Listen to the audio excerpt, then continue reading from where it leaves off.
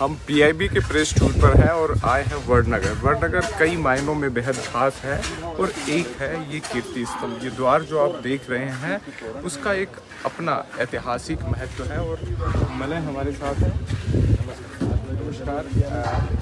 जगह अपने आप में कुछ खास हो जाती है जब उसमें कुछ ऐतिहासिक महत्व हो। सर, इस जगह को लेकर आप क्या बताना चाह रहे हैं? कैसे इसका एक इतिहास है और किस तरीके से गुजरात के इस जगह की कीर्ति इस स्तंभ से?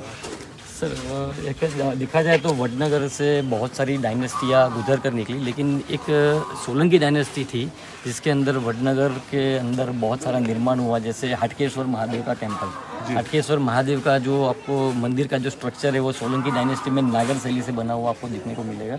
और वडनगर के अंदर 6 गेटों का निर्माण करवाया गया गांव के लिए और फोर्ट वॉल का निर्माण करवाया गया क्योंकि गांव की सुरक्षा के लिए था।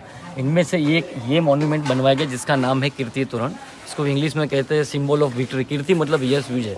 ऐसा कहा जाता है कि सोलंकी शासनकाल में ऐसा मतलब किसी राजाओं ने किसी युद्ध में पार्टिसिपेट किया होगा और उसमें उनको विजय मिली होगी, विजय स्मारक के तौर पर। नहीं, ऐसा सोलंकी रूलर्स के बारे में बताया गया, कोई पर्टिकुलर राजा के बारे में। कोई सन वगैरह कुछ ऐसे 1200 मतलब ये कहा जाता है कि 12वीं शताब्दी में इसका निर्माण करवाया गया था, आज से 1000 साल पहले।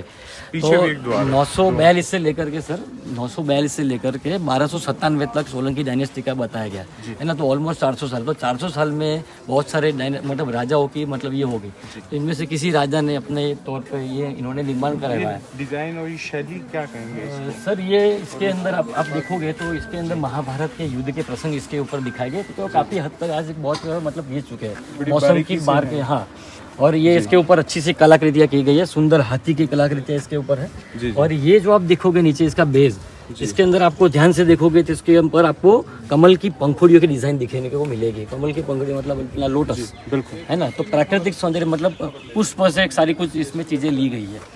और टॉप के ऊपर देखोगे तो उसके ऊपर आपको दिखेगा भगवान श्री गणेश, भगवान शिव और इनका परिवार आपको देखने को मिलेगा। मेन चीज सर, इसके अंदर किसी भी प्रकार की धातु का इस्तेमाल नहीं हुआ है।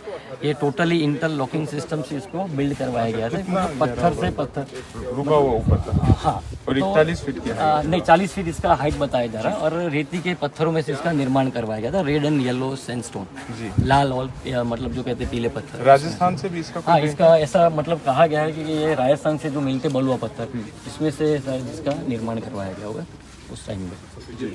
तो और इसकी कोई ऐसी खासियत जिससे लगे सर ये आपको देखने को मिलेगा पीछे वाला जो मॉन्यूमेंट और ये मॉन्यूमेंट दोनों सेम टाइम पे बने थे, दोनों की डिजाइन भी सेम थी। लेकिन आज बहुत हद तक आप यहाँ पर बहुत हद तक उसमें काफ़ी कुछ चेंज इसमें देखने को मिलेगा। दोनों मॉन्यूमेंट के अंदर एक डिज़ाइन आपको अंदर से देखने को मिलेगी और वहाँ पर है और यहाँ पर नहीं है।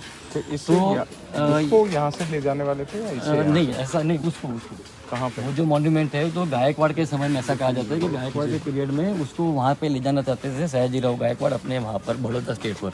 लेकिन वो ऐसा सुनने में आया कि गांव वालों ने उस टाइम पे बहुत सारा विरोध किया, नहीं हमारे गांव का ये मतलब ये नाक है, हमारे गांव की ये पहचान है, हमारे गांव की ये धरोहर है, तो हम इसको नहीं ले जाने देंगे। तो फिर इसको यहाँ पर ऐसे यहीं पे ये क्यों बनाया गया था, इसका भी एक इसके बारे में मुझे इतना मालूम है कि छोटा सा गाँव था और यहाँ पे कोई ऐसा। मुझे सिर्फ ये मॉन्यूमेंट के बारे में सिर्फ इतना नॉलेज है, इसके आगे मुझे कुछ। अभी पर्यटक पूरे भारत यहाँ पे आते हैं, बाहर से भी आते हैं सर।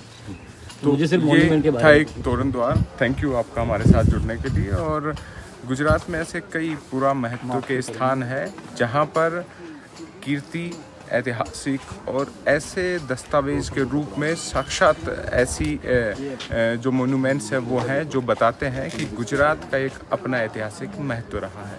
अंकित तिवारी, वडनगर, गुजरात। आपका क्या नाम है?